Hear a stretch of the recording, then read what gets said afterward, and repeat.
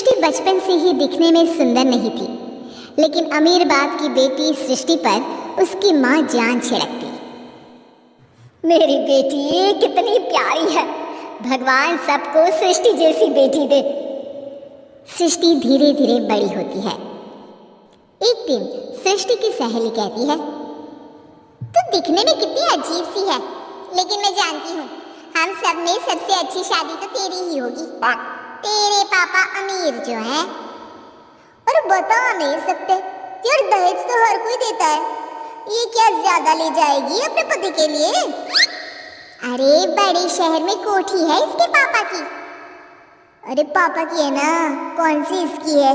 इसकी होती तब तो कोई भी लड़का इससे शादी कर लेता।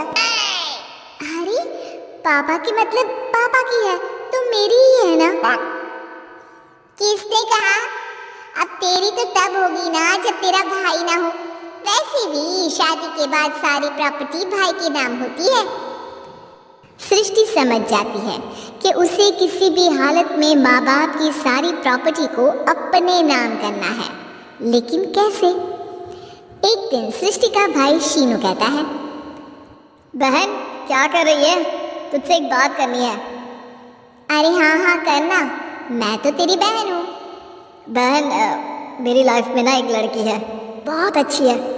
मैं सोच रहा हूँ माँ और पापा से बात करूँ शादी के लिए। सृष्टि को समझ में आ जाता है कि भाई की शादी होते ही भाभी उसे एक दिन भी घर में बर्दाश्त नहीं करेगी।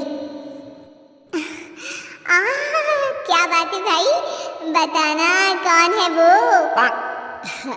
यार वो बहुत अच्छी लड़की है, पढ़ी लिखी है, मेरे साथ जॉब भी करती है, बस एक प्रॉब्लम है।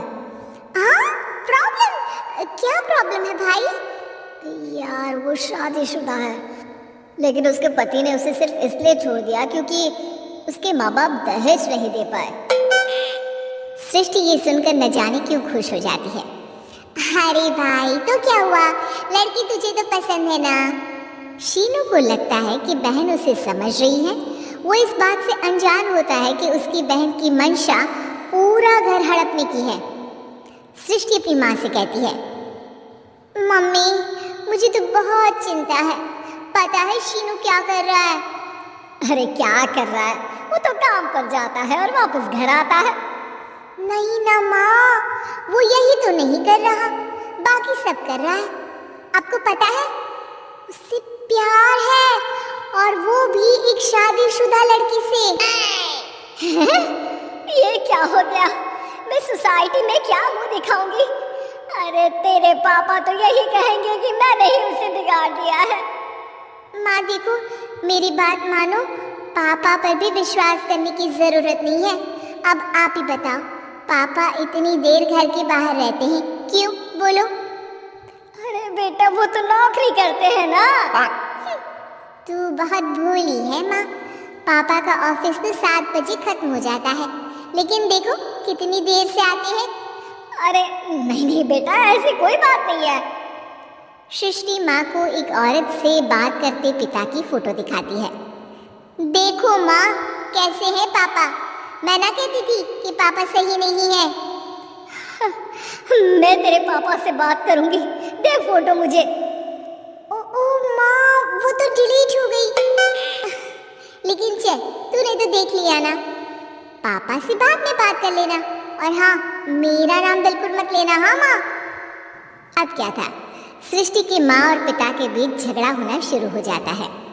सृष्टि के मन में क्या चल रहा था कोई नहीं जानता था। एक दिन माँ सृष्टि के लिए एक लड़का देखा है, वो लोग शाम को उसे देखने आने वाले हैं।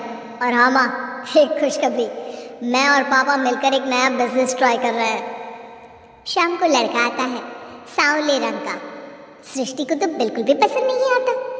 लड़की की माँ कहती है, लड़की का चेहरा तो कोई खास नहीं, लेकिन अगर मेरे बेटे को आप लोग सेटल कर दे तो मैं उसकी शादी आपकी बेटी से करवा दूं। सृष्टि को लड़का बिल्कुल पसंद नहीं था, उसे भाई पर गुस्सा आ जाता है। लड़के वालों के जाने के बाद कहती है, माँ देखा शीनू मेरे लिए कैसा लड़का लेकर आया, न दिखाने लायक न सुनने लायक, सेटल भी नहीं, वो भी हम करे। अरे माँ मैं जानती हूँ ये मेरी शादी किसी भी घर कमाना चाहता है। अरे कैसी बात कर रही है बहन? तूने तो देखा ना, लड़के को मैंने ही मना कर दिया तुझसे शादी के लिए। जिसने लड़का बताया था उसने उसकी बहुत तारीफ की थी। बात आई गई हो जाती है, लेकिन सृष्टि का मन शांत नहीं होता। क्या करूं, कुछ समझ में नहीं आ रहा। मेरी शादी हो गई तो ये लोग पूरी प्रॉपर्टी शीनू के नाम कर देंगे, मेरे हाथ तो कुछ लगेगा ही नहीं। तभी सृष्टि को आइडिया आता है। वो किसी वकील को फोन करती है। जी देखिए, अगर आपके मम्मी पापा का तलाक हो जाता है तो आपके पिता की आधी प्रॉपर्टी आपकी माँ के नाम हो जाएगी, फिर उसे वो किसी को भी दे सकती है। सृष्टि अब माँ को बेटे के खिलाफ भरती है। माँ, शीनू पर नजर रखा करो, वो जिस लड़की के प्यार में है ना वो शादीशुदा है। यहाँ आएगी, सारा पैसा रुपया जमीन जायदाद सब हड़प लेगी। पापा का भी हाल तुमसे छुपा नहीं है। ऐसा ना हो कि मैं और आप एक दिन सड़क पर भीख मांगे।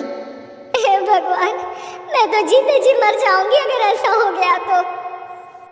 ऐसा हो गया नहीं माँ, ऐसा ही होगा। अभी समय है, आगे का सोच लो।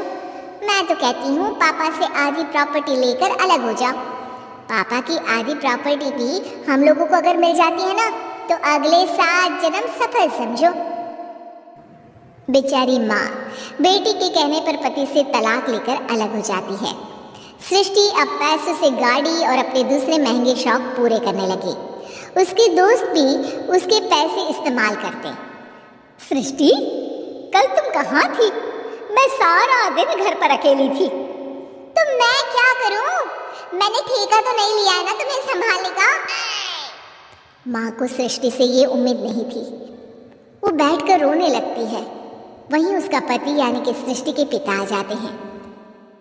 मैं जानता था कि तुम्हारा यही हाल होगा, तो आपने मुझे रोका क्यों नहीं? मैं रोकता तो तुम रुकती क्या? सृष्टि के कहने पर तुमने मुझ पर अपने बेटे पर शक किया, लेकिन तुम ये भूल गई कि कैसे हम दोनों ने मिलकर जीवन में इतना सब खड़ा किया। माँ पति के गले लग जाती है। मुझे माफ कर दीजिए, मैंने आपकी कमाई का एक बड़ा हिस्सा गवा दिया। कोई बात नहीं, तुम साथ हो तो मैं ऐसी 7 प्रॉपर्टी खड़ी कर दूंगा। तभी वहां सृष्टि आ जाती है रोते हुए। माँ, मयंक ने मुझे छोड़ दिया। वो बोल रहा था जब तक मेरे पास पैसे थे तब तक ही वो मेरे साथ था। पापा, माँ, मुझे